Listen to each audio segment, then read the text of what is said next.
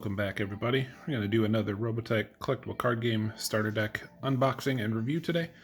Today we're going to take a look at the Blue Squadron starter deck. For the first time of these decks that we've taken a look at, this is a full 50 card deck instead of two 25 card decks. You get 30 uncommons, 30 commons, 15 uncommons, and 5 rares. It includes Max and Mariah Sterling as the team leaders of Blue Squadron. Also introduces the first civilian character card, Dana Sterling. Now, in the new generation deck, we did see a couple civilian cards, so that's not as new as it was when this deck came out. This would have been the second deck that was released, would have came out shortly after the... focus for me there. Would have came out right after the two-player starter deck. So, taking a look here, as it is a 50-card deck, is going to be a little bit more to review, so let's get right on into it. Getting started here, our first action card is Disable Mecha. It's a 3-cost card. As an additional cost, discard a Blue Squadron card. Target mecha gets -2. So, not great. To give a card -2 is fine, but discarding one of your own cards to do so is not awesome. But makes sense. It is a common. Got 2 copies of Evasive Maneuver. This is a pretty good card, actually. 3 costs. Just give a unit +2 armor for this attack. It's turn 3, so it's not super late in the game. +2 armor is pretty. A +2 buff on anything is pretty big, so this is nice. Here we go, getting into some of the cooler stuff that this deck has. One of the things that we'll find as we go on with this deck is the Blue Squadron deck is focused a lot on sort of what you'd call like counterplay or counter effects, a lot of control. Here we've got Fokker's Feint, first card in the deck. That is, I guess, interesting, if we'll call it that. As an additional cost, discard a Blue Squadron card. Same kind of effect as that first card. But this one's a lot better. Counter target action effect. So you display this card, discard a card from your hand, and counter an effect. First, real counterplay effect we've seen in the game as an actual just straight-up card. That Invid deck did have a couple of, counter... Or not the Invid deck, sorry. The Rebel Forces deck did have a couple counter action, pilot effects, stuff like that. But as a straight up just counter card, this is nice. 1 copy, 2 copies actually, of In Disguise. This is a rare, and it's kind of a strange rare personally. Target Earth unit also has the Zentradi allegiance this turn and cannot be attacked, defended, intercepted, or targeted by Zentradi units. That's a 1 cost. That's really, really good if you know your opponent is playing a Zentradi deck. But if you don't, then this card doesn't really do much anything. It essentially just says that all your cards can attack together, so if you're trying to play a 2-faction deck, they're multicolor, if you will, and they can't be blocked by Zentradis. So that's really nice if they have a Zentradi deck. This would be a super good card if there were sideboards, but as it stands, I don't know if it's really a rare. 2 copies of Mutiny. A 3-cost card is an additional cost. Discard a Blue Squadron card. You can see a theme there, I'm sure. Target opponent loses 2 battle points. The battle points are the points that you score to win the game. You need 25 to actually win. This gets rid of 2 of their points. It's pretty strong. It's kind of like a heal 2 life or something in Magic, but just gets your opponent 2 steps farther away from winning.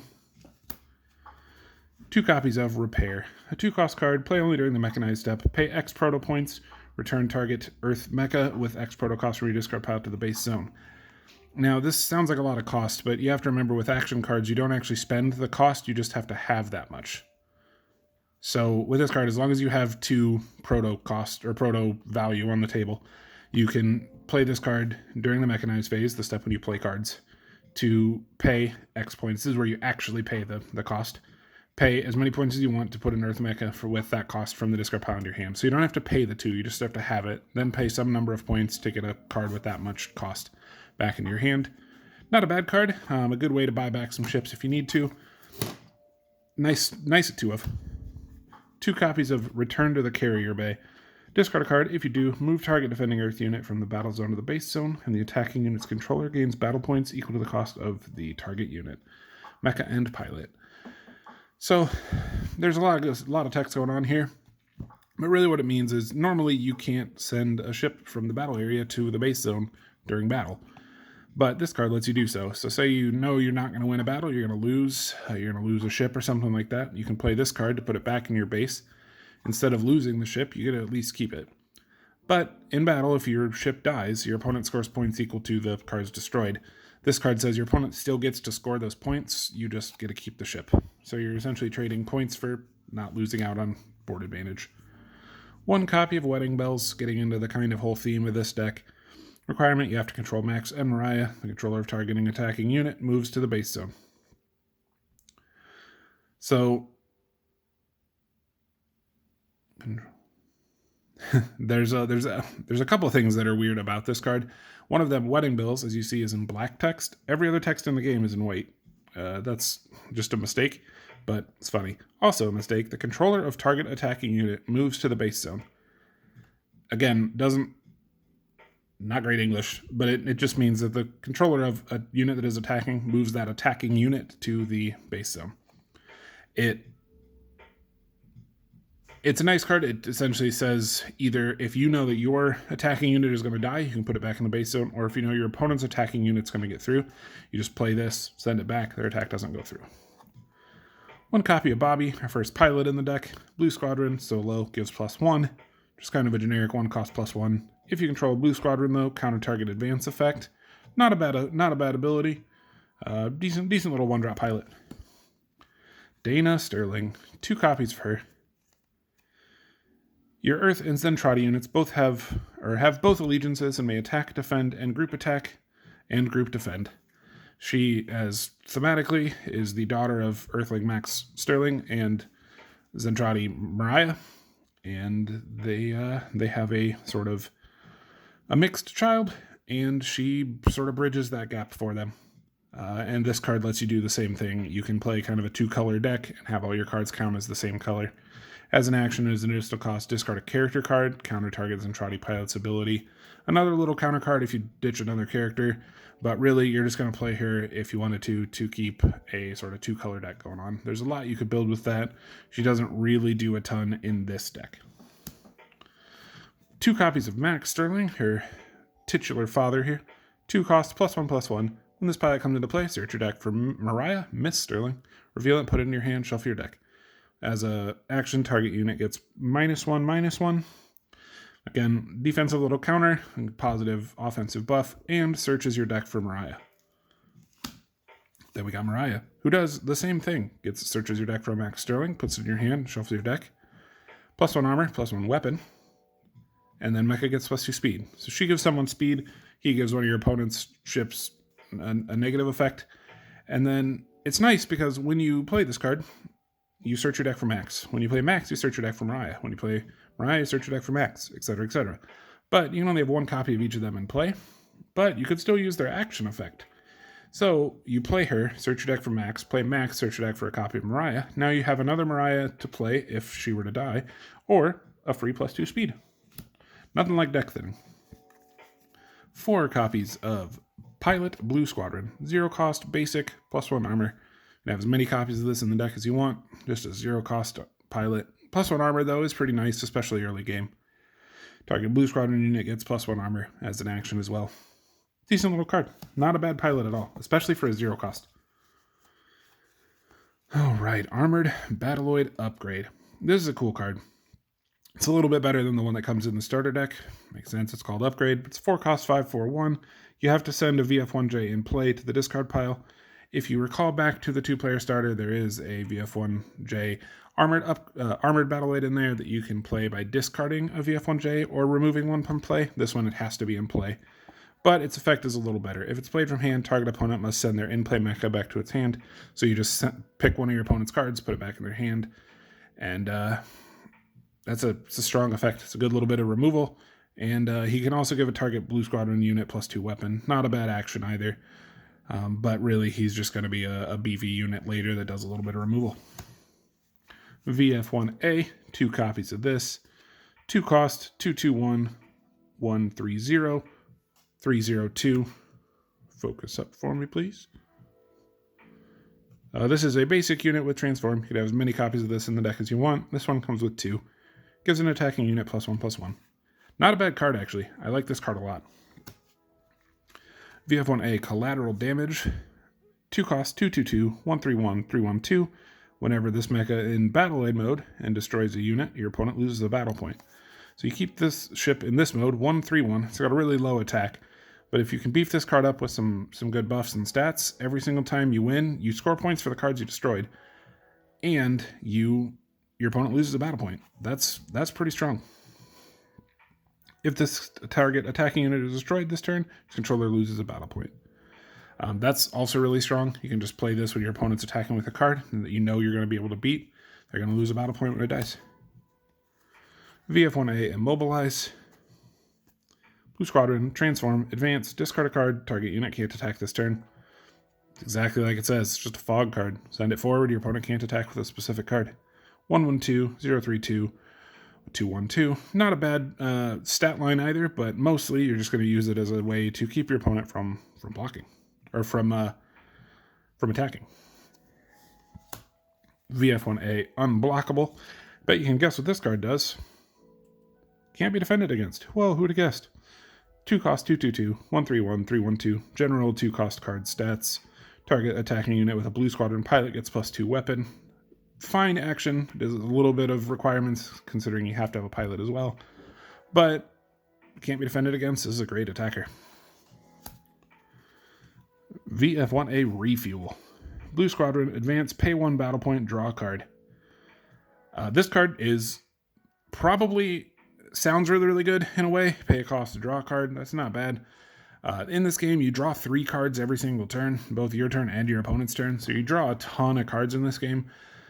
So drawing a card isn't as good as some games' hand advantage would be, especially at the cost of paying a point. But it's still not bad. It is a common, which makes a lot of sense. As an additional cost, pay a battle point, draw a card. If you really needed to dig for a card, you could pitch this to cycle it. It's not bad. VF1D, Blue, Basic, Transform, 1 cost, 1/1/1, 1/2/1, 1/2/0, 2/0/2. Your 1 cost vanilla, solid card. If you're building the deck, you would probably take every single one of this kind of card out and put in better cards. But for now, as a starter deck is concerned, 1 cost vanillas aren't bad.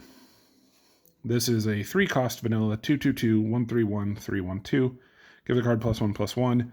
Decent action. Bad stat line, really. This is the stat line for a 2 cost unit, not your regular 3 cost card. I don't like this card, especially as an uncommon. VF1J, Battle 8, Intercept. 3 cost, 2/3/2, 1/4/1, 3/1/2. These stats make a lot more sense. Transform when this unit's in Battle Aid mode, it gets +1 speed while intercepting, and may intercept or defend from the battle zone. So just like all of the other intercept cards that we've seen, this card has the effect that while it's up in the battle area, normally you couldn't block with these. This one lets you do that as long as it's in Battle Aid mode, and it gets +1 speed, so it has 3 speed, 4 defense. This makes this card an incredible defender. VF1J, Blitzkrieg. 3 cost, 3/3/2, 2/4/1, 4/2/2.